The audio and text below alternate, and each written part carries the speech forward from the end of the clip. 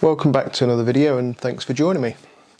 So today is a Saturday. It's Saturday after another Friday night podcast that I've just been watching the pre-edit to before it goes live tonight, Pubcast 5.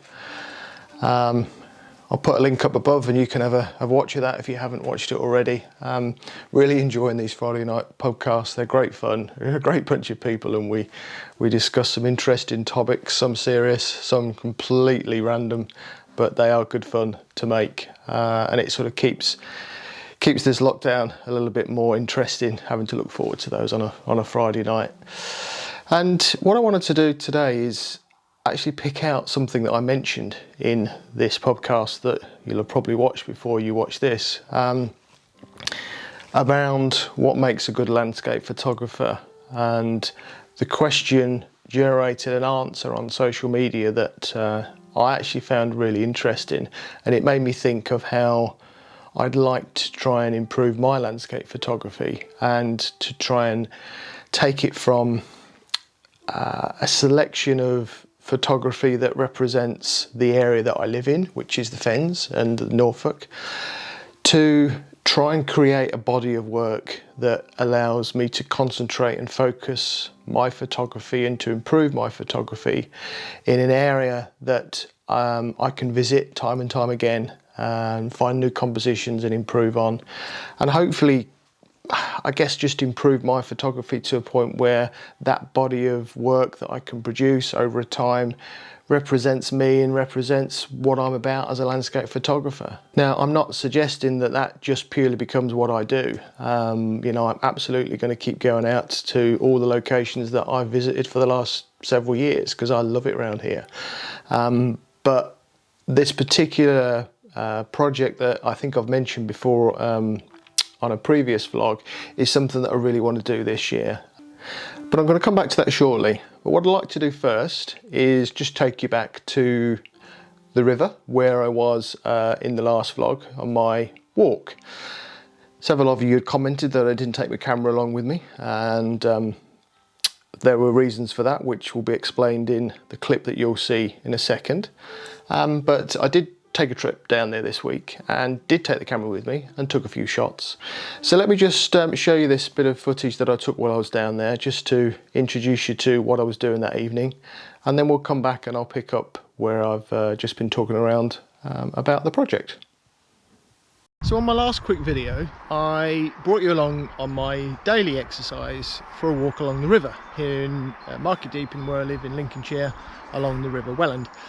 And I got quite a few comments on that video to say, why didn't I bring the camera, why didn't I take some shots, you missed a load of compositions.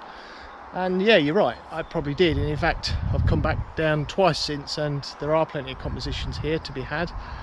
But I guess one of the reasons I didn't is because there's been quite a lot of flack around the YouTube community about people going out with their cameras, taking pictures while they're out on the daily exercise, saying it's not the right thing to do and it's not in the spirit of the lockdown, etc. And I get that, and hence why, if I'm honest, I didn't take the camera out, because I do respect people's views, and I guess that's a bit of a chicken that trying to release something like that on this channel. But anyway, I thought I'd come back tonight with my M50. So one of the people that gave me a grilling about the lack of pictures in the vlog and the compositions I missed was fellow Pubcast member James Burns. And if you watch James, he goes out on his walks with his M50 and comes back with some really good shots. So I thought, well, I'll have a go and see what I can come up with my little M50. So GoPro in hand, no tripods, no big cameras, and my little M50 just walking along to see what I can snap. So I don't intend this to be a big vlog with loads of b-roll. You've seen the river, you've seen the area. I'm just going to focus on a couple of areas that I think that there's a shot or two to be had. I was hoping that there was going to be some really nice soft warm light tonight, because it's been blue skies all day long. But if I move around, you might be able to see the sun is starting to set behind some clouds in the background, and that's snuffed out a lot of the nice direct warm light. So I've not really got what I hoped for tonight, but we'll take a few shots and see how we get on. By the way, I also said in my last video that that was a crow. I've been corrected twice. It's a green woodpecker making that noise. So yeah, green woodpecker again, probably the same one. Right, let's go.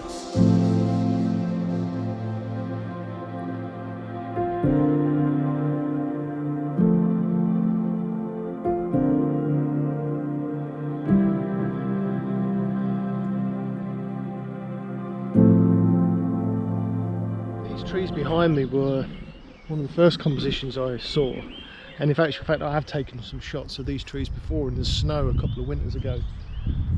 They're quite nicely isolated in this field behind. The only trouble we've got is that there's lots of trees and distractions behind them, so they're not sort of your typical lone trees, but they still make a nice little composition. And my hope was trying to get, as I said earlier, that lovely warm soft light to just light up the right hand side of these trees here, and if I could get down low it would make quite a nice shot, but I haven't got the light.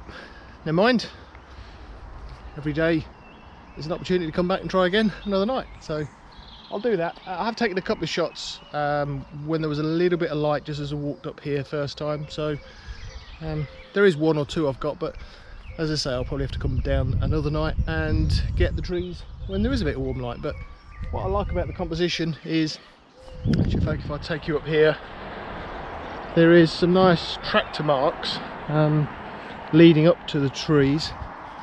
You can see here, we've got some nice tractor marks here leading up to that tree, and some nice tractor marks in a lovely S shape leading to that tree there. Challenge with the M50 is I've got the 22mm prime lens on this f2.8, which is a lovely lens, and I use it for my vlogging normally, but 22mm on crop sensors, what about 30-35, something like that, so I'm going to have to crop a lot in these shots to get the composition I want, because otherwise it's going to be wide and there's going to be a lot of distractions, but you know, gives you something to do, doesn't it? So yeah, I'll put a couple of those up that I've just taken, and then I'll probably come down another night and have another go.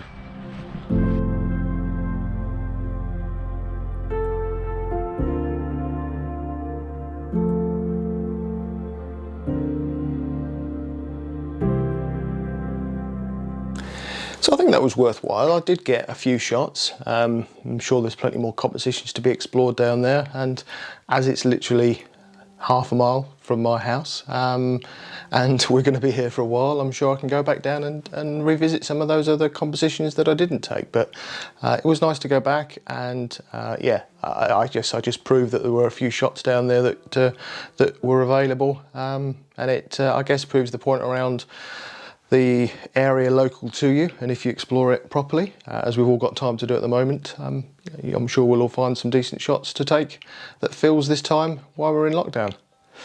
Anyway, back to this project I was talking about earlier on. I've mentioned on a few vlogs before that I wanted to get back to Holme Fen and do a project around the silver birches.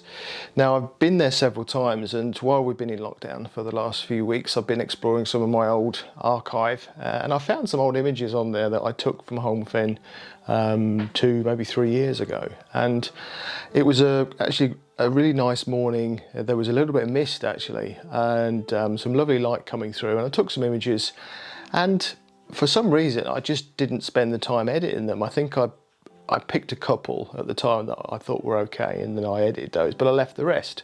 And I looked back on those images, and I found particularly two images that once I'd edited them, I was really happy with.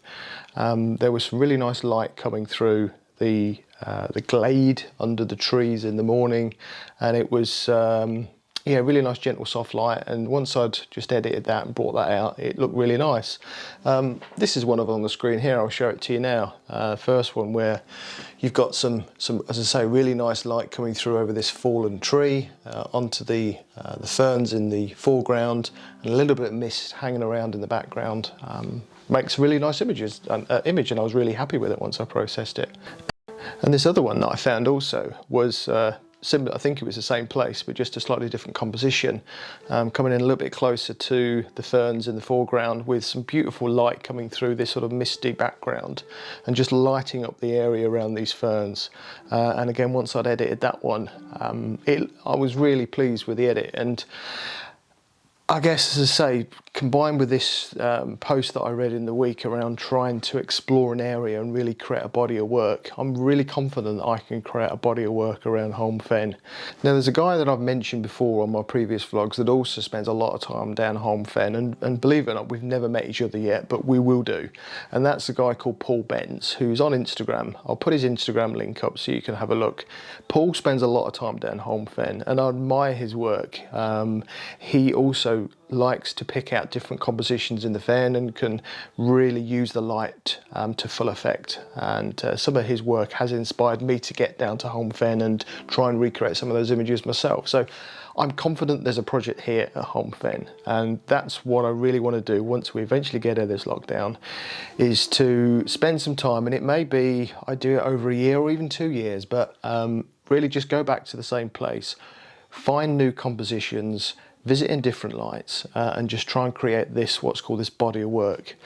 And, you know, maybe it will, maybe it won't help my photography, but I think just giving yourself something to focus on and giving yourself a theme to try and follow, to create a selection of images that all have a similar theme to them, but are telling the story of this fen, of this area, the different characters that some of the silver birch trees have, and under different conditions.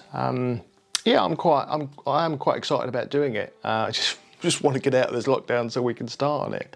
But I just thought I'd share that, and I thought that if anybody else is, I guess, similar to me, you know, wanting to, I suppose, elevate your photography, is that the right saying? I don't know, but just to try and move your photography up to the next level of creating something that you're proud of, not just in a single image, but in a body of work, then maybe it's something you can think about doing yourself.